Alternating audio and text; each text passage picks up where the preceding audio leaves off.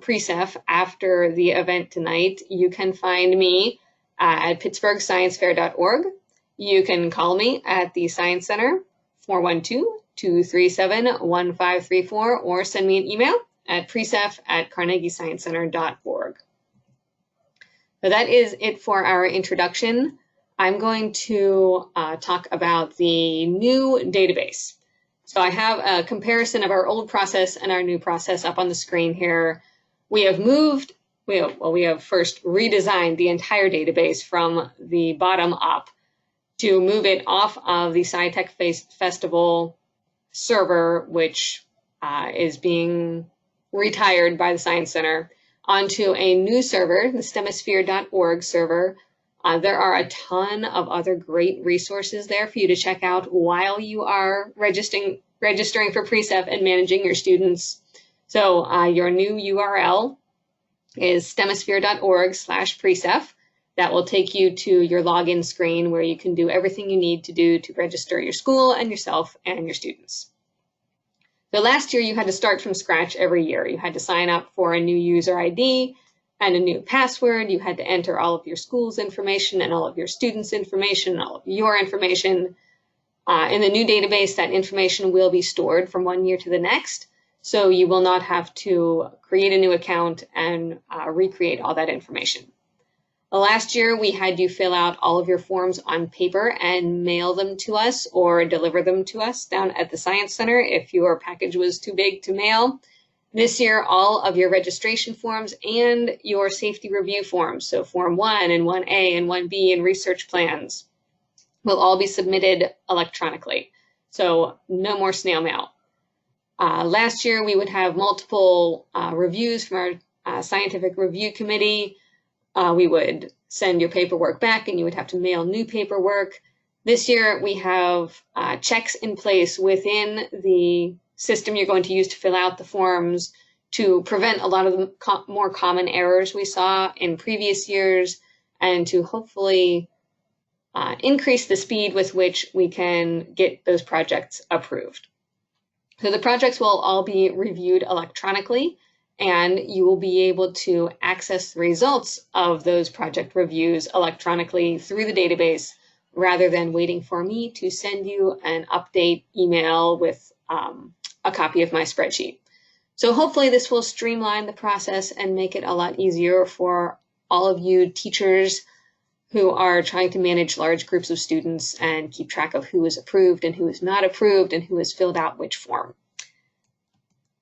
So when you go to stemosphere.org/PRSEF, you will see a page that looks like this.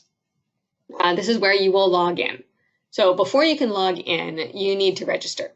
So the first step you're going to take is to click that big red register button down at the bottom of the screen, which will take you to a screen that looks like this, where you can add your first name, last name, and email address, assure us that you are not a robot, and then click register. Once you do that, you will receive an email from the Covestro Pittsburgh Regional Science and Engineering Fair. This email will most likely land in your junk mail folder, and the link will not be active until you move it to your inbox. So make sure you click on the little button that moves it over to your inbox, and then you'll be able to complete your registration by setting your password. So once you click on the link, it will take you to a screen to pick your password. The very bottom of the screen there, underneath the red reset password button, says password strength must be strong. It will tell you if your password is strong or not as you enter your password. So until that bottom thing says strong, it's not going to let you move forward setting your password. So keep an eye on that text at the bottom of the screen. Make sure your password is strong. And once those two passwords match, you can click Reset Password, and it will take you to the sign-in screen where you started when you typed in stemosphere.org/PRSEF. So this is where you'll start every other time you need to access the database. You'll enter your email address and your password, click Log In, and the very first time you log in, you'll need to register your school. So you'll see a screen that looks like this. You will click on the downward facing arrow in the search school box, And from there, you can type part or all of the name of your school, and you'll see schools will appear in a drop-down menu. If your school is not in that drop-down menu, please send me an email and I will add it for you. It really should be there if you're teaching for a public school. We were pretty thorough in our search of all the public schools within our area. If you're teaching for a charter school or a small private school, or you have a homeschool, your school might not be in that list yet, but I can easily add it for you. So select your school there, and then the database will bring up a screen with the school's address and all of the contact information. So scroll down through that screen, make sure that everything is correct. If anything is not correct, you can edit it there. And at the bottom, you can register your school, and it will take you to a screen that looks like this, where you'll have your school's name, next to it a button that says edit, so you can go back in and change your phone number or any other information about your school you need to change. And you'll see manage teacher underneath that, which should have your email address. So you can click on edit next to your email address to make sure all of your contact information is correct. So make sure we have a good phone number for you. If you could give us 2 different email addresses, just in case we can't get through to one of them, that would be fantastic. Then click on Update Teacher, and you will be ready to go. So the next thing we'll need to do is register our students. That part of the database is still under development, but is scheduled to open on November 1st. So from there, you'll be able to add or edit student contact information. The students who came to the fair with your school last year should be available in the database with their addresses and birthdays and all the information we had about them last year.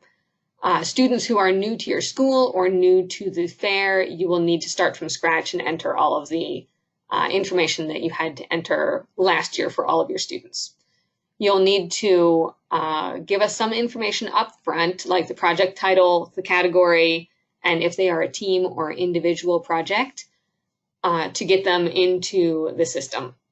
So after that, the system will give you a series of questions about the topic of the study and the scope of the project, which will help to generate a list of required forms.